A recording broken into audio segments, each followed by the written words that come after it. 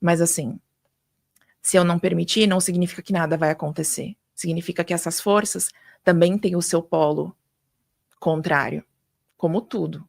2025 foi maravilhoso para a limpeza, para a libertação, porém, a coisa que eu comecei falando.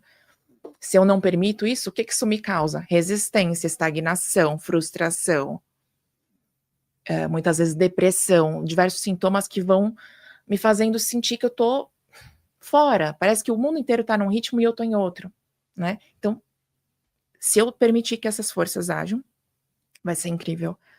Mas se eu não estiver com essa consciência do poder que elas têm e do poder que eu preciso permitir que elas exerçam, aí eu vou ser conduzida.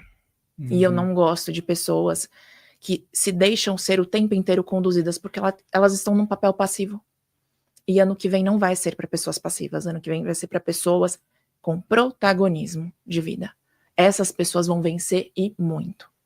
É legal você falar sobre isso, porque a questão do silêncio mesmo, da intuição, é algo que acho que as pessoas ficam muito intrigadas.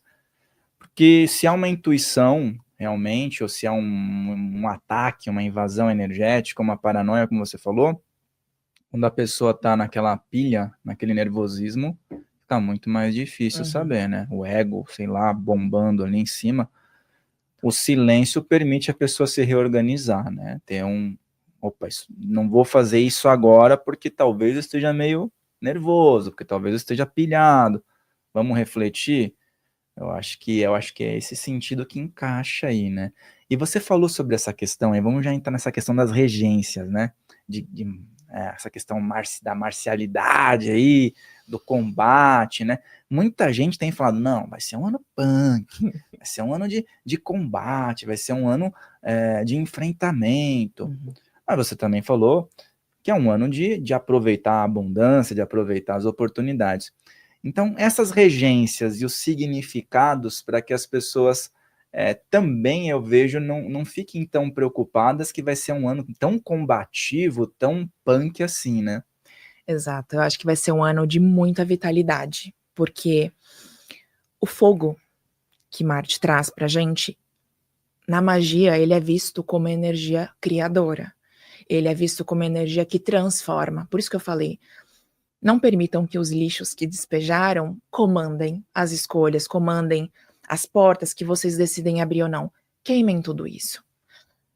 Queimar não significa negar que aconteceu, significa falar, isso não me domina mais, isso transforma-se em outra coisa, e eu não lido mais com essa energia porque eu tô em outra aqui, né? Então, o fogo é um elemento maravilhoso, porém, quando ele excede dentro de nós, quando a gente não encontra o equilíbrio com os outros elementos, ele pode nos queimar, ele pode nos desgastar, ele pode nos deixar tomando sempre atitudes com base na impulsividade, e isso não vai ser legal. Porque isso é basicamente o oposto do que essas energias esperam, né? Do que essas energias desejam potencializar, que é o foco, que é a ação, que é a consciência, que é a atitude. Então, se eu não sei muito bem o que eu tô fazendo, se qualquer coisa que chega até mim me dispersa, faz com que eu haja impulsivamente, a chance de eu tomar escolhas erradas e ter que voltar 10 casas é imensa. Então, esse silêncio que você falou é justamente para eu parar por algum instante, me perceber, me entender, e a partir daí eu tomar uma atitude muito mais assertiva. Porque, até introduzindo, assim, a questão das regências, o horóscopo chinês, ele fala do cavalo, né, como regente de 2026, e é um cavalo de fogo.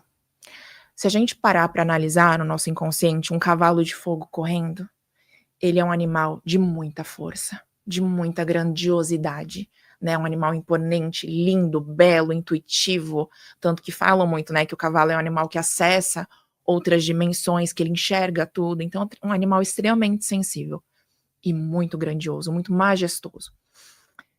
Para quem já andou de cavalo, a gente sabe que quando um cavalo ele está com uma pessoa e essa pessoa não mostra a direção certa para ele, ele empina e derruba a pessoa. Portanto, o que mais importa para esse cavalo não é a velocidade que ele está correndo, é para onde ele está correndo. E a partir do momento que você está em comunhão com ele, você começa a perceber que você pode respirar, que você pode sentir a brisa batendo no teu rosto, que você pode perceber o mar, que você pode olhar para o céu e ver os pássaros. Ou seja, você está indo para um ponto, mas você também está presente, você também está em silêncio, você também está sentindo aquela jornada. E é isso que eu mais vejo, que as pessoas às vezes se perdem, né? Começa ano, termina ano, as pessoas falam, o que que eu fiz? Onde é que eu tava? O que estava acontecendo aqui dentro? Claro, porque eu nem sei o que eu estava fazendo comigo, eu não sei nem o que eu comi mais cedo, não sei como eu tomei banho, não sei como eu cheguei até o meu trabalho, porque é tão automático. Então, é importante a direção? Muito. Pela flecha, né, que a gente vai falar daqui a pouco, pela precisão, pelo caminho, por essa consciência de o que é que eu estou fazendo, o que eu quero desse ano, o que eu quero de um ciclo de 9 anos, como eu quero levar minha jornada. Porém, aproveitem o caminho, porque sem isso, nenhum ponto de chegada vai ter cor, vai ter gosto e vai ter sentido. Você falou do cavalo, eu acho que é muito bom, porque ele é um ser forte, né? Ele tem o vigor e ao mesmo tempo ele não é um predador, né? Ele consegue ter tudo isso sem ser um predador, né? Como você pode falar de um leão, você pode falar de uma águia, né? Todos esses são seres fortes, tal. Tem uma energia também nesse sentido, mas o cavalo ele tem toda essa força, esse vigor, essa representatividade sem ser um predador, né? Então acho que isso é bem legal. E aí a gente entra no sentido das pessoas terem um equilíbrio em relação, por exemplo, a receberem todas essas informações e controlarem a impulsividade, né? Porque de repente uma pessoa ela quer fazer tudo isso, caminhar no sagrado, mas muitas vezes tem os impulsos, né? E você falou dessa questão do corte, né? Muitas vezes o corte também precisa ser dosado, a pessoa vai cortar certas coisas. É aquela coisa, como é que uma pessoa, dentro de todo esse trabalho que você realiza, consegue também não jogar tudo pro alto, né? Tipo, vou largar tudo e ver o que vai dar. Essa pergunta é muito maravilhosa e tem tudo a ver com as energias do próximo ano. Inteligência emocional. Porque, um exemplo dessa coisa dos cortes, de jogar tudo pro alto. Todo mundo hoje fala sobre os relacionamentos líquidos. Por quê? Porque é tudo muito rápido, é tudo muito fácil, a gente tem um cardápio de pessoas. Então, tá dando certo seu casamento? Separa. Ai, não, você não precisa disso. Será que é assim?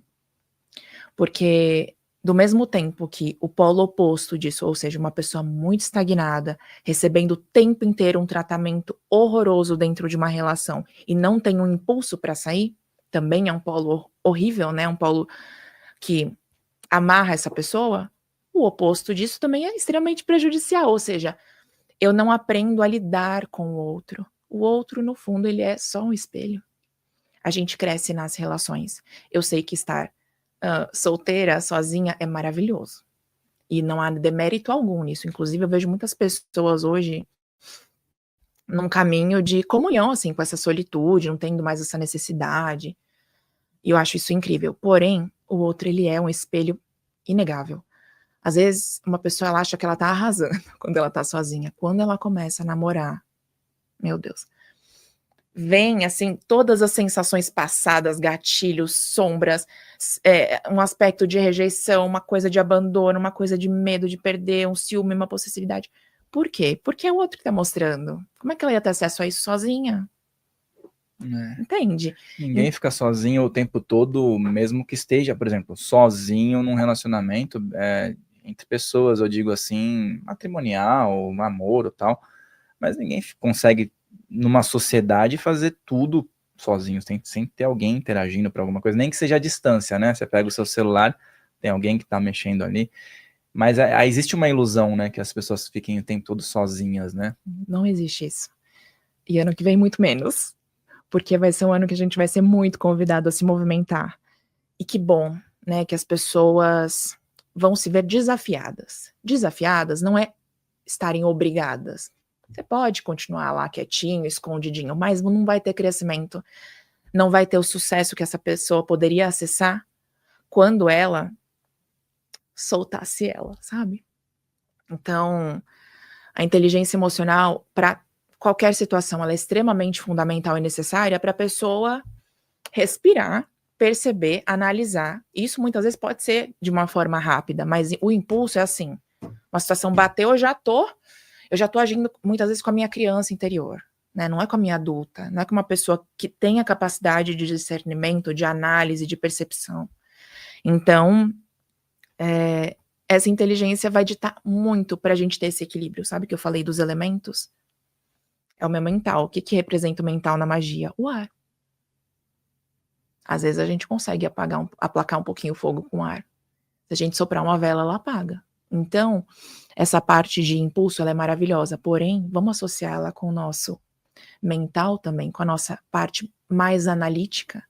Se isso tiver combinado, então, com a minha inteligência emocional, a forma como eu lido, né, com essas situações que pegam o meu elemento água, melhor ainda.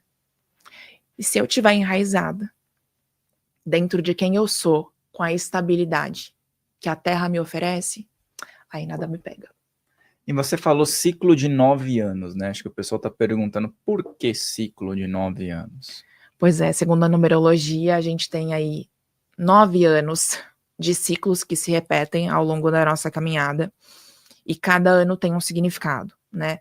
O 9, ele é um ano realmente desafiador. Eu, inclusive, fiz aniversário em julho, estava saindo de um ano 9, dentro de um ano 9. Então, assim, foi uma loucura. Foi assim, se eu tivesse uma carta do tarô para exemplificar, seria a carta dos ventos.